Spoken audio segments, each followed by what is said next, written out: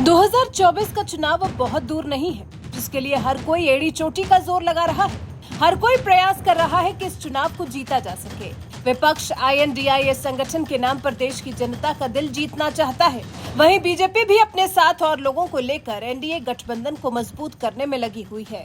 लगातार प्रयास कर रही है कि चाहे छोटे दलों को ही सही, लेकिन साथ में ले लिया जाए और विपक्ष के इस 26 दलों वाले नंबर गेम को खराब किया जाए और बाकी जो इस विपक्षी एकता का हिस्सा नहीं है, उनको भी साथ ले लिया जाए। उन्हीं में से एक हैं चंद्रबाबू नायडू। न एनडीए का हिस्सा है और न ही INDIA का। चंद्रबाबू नायडू 2018 में एनडीए का हिस्सा जरूर थे, लेकिन 2019 का चुनाव बीजेपी ने टीडीपी के बिना ही लड़ा था। लेकिन इसके बाद कई बार चंद्रबाबू नायडू ने राजनीति के चाणक्य कहे जाने वाले अमित शाह से मुलाकात की और एनडीए में दोबारा उनकी वापसी की अटकलें भी लगी। अब 2024 का चुनाव आने वाला है तो बीजेपी निश्चित तौर पर चाहती है कि टीडीपी उनके साथ आ जाए।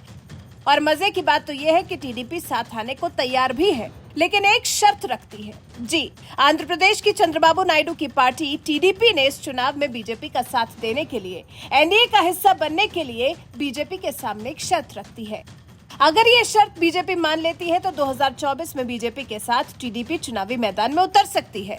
लेकिन ये शर्त जो चंद्रबाबू नायडू की तरफ से रखी गई है, वो कैसी है? क्या वो मानने योग्य है या नहीं है? क्या वो बीजेपी मान भी सकती है या नहीं? इसको लेकर संशय हो सकता है, क्योंकि नेशनल डेमोक्रेटिक अलायंस यानी कि एनडीए में शामिल होने के लिए तेलुगु देशम पार्टी के प्रमुख चंद्रबाबू नायडू ने साफ कह दिया है, हमारी पार्टी एनडीए में तभी शामिल होगी अगर बीजेपी YSRCP से संबंध तोड़ ले। ये एक लाइन की शर्त चंद्रबाबू नायडू की तरफ से रख तो दी गई है, लेकिन ये बीजेपी के लिए माननी आसान नहीं होगी। अभी आंध्र प्रदेश के सीएम जगनमोहन रेड्डी पूरी तरह से बीजेपी के नेतृत्व वाली एनडीए का हिस्सा नहीं है, लेकिन उनके भारतीय जनता पार्टी से रिश्ते बहुत अच्छे हैं। अभी हाल ही में दिल्ली अध्यादेश बिल को लेकर भी YSRCP ने एनडीए का साथ दिया था। इससे पहले भी सदन में मोदी सरकार की तरफ से पेश किए गए कई अध्यादेशों को कानून बनाने में YSRCP ने बीजेपी का साथ दिया है। ऐसे में अगर TDP chief Chandrababu Naidu BJP के सामने ऐसी शर्त रखेंगे तो ये बीजेपी के लिए मानना लगभग नामुमकिन है। चंद्रबाबू नायडू बीजेपी से कह रहे हैं, 2024 से पहले हम सरकार का हिस्सा बनने को तैयार हैं, लेकिन उससे पहले भाजपा को YSRCP से अपने संबंध तोड़ने होंगे।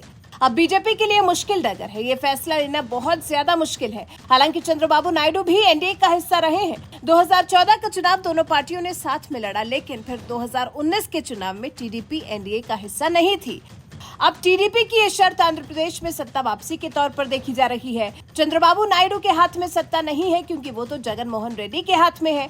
ऐसे में चंद्रबाबू नायडू चाहते हैं कि बीजेपी आंध्र प्रदेश की सरकार चला रहे जगनमोहन रेड्डी से रिश्ता तोड़ ले तो हम एनडीए का हिस्सा बनने को तैयार हैं। लेकिन ये कह देने भर जितना आसान भी नहीं है, क्योंकि बीजेपी तो टीडीपी और YSRCP दोनों के साथ अपने रिश्तों की लाइन को खुली रखे हुए है। और फिर बीजेपी ने इस शर्त पर अभी तक कोई टिप्पणी भी नहीं की है, क्योंकि फिर बीजेपी को इस बारे में सोचने के लिए समय भी तो चाहिए। देखना होगा कि बीजेपी किसके पक्ष में फैसला लेती है। लेकिन हाँ, इतना जरूर है कि बीजेपी को YSRCP के साथ को फैसला लेते समय भूलना नहीं चाहिए। बहुत बड़े बड़े मुद्दों पर YSRCP बीजेपी के साथ कंधे से कंधा मिलाए खड़ी नजर आई है। कई बिलों पर जगनमोहन रेड्डी ने दिया एनडीए का साथ। भारतीय जनता पार्टी वाली एनडीए के साथ सीएम जगनमोहन रेड्डी की पार्टी ने गठबंधन नहीं किया है, लेकिन लोकसभा और राज्यसभा में भी इस पार्टी ने बीजेपी का पूरा साथ दिया है। दिल्ली अध्यादेश और केंद्र के खिलाफ आए अविश्वास प्रस्ताव पर भी YSRCP ने बिना शर्त समर्थन दिया। पार्टी ने संसद के कई महत्वपूर्ण बिलों पर केंद्र का साथ दिया है, वो भी तब जब YSRCP के सांसद दिल्ली सेवा विधेयक और अविश्वास प्रस्ताव के दौरान मोदी सरकार का समर्थन करने से खुश नहीं थे। ऐसे में बीजेपी क्या फैसला लेगी, ये देखना वाकई काफी दिलचस्प होगा। वैसे आपको क्या लगता है, अगर बीजेपी को दोनों पार्टियों में से चुनना पड़े तो बीजेपी को आखिर कौन सी पार्टी का साथ चुनना चाहिए? टीडीपी का या फिर YSRCP का? शर्त रखने वाले चंद्रबाबू नायडू का या फिर बिना शर्त के समर्थन देने वाले जगनमोहन रेड्डी का? इस बारे में आप क्या सोचते हैं? अपनी राय हमें कमेंट कर जरूर बताएं।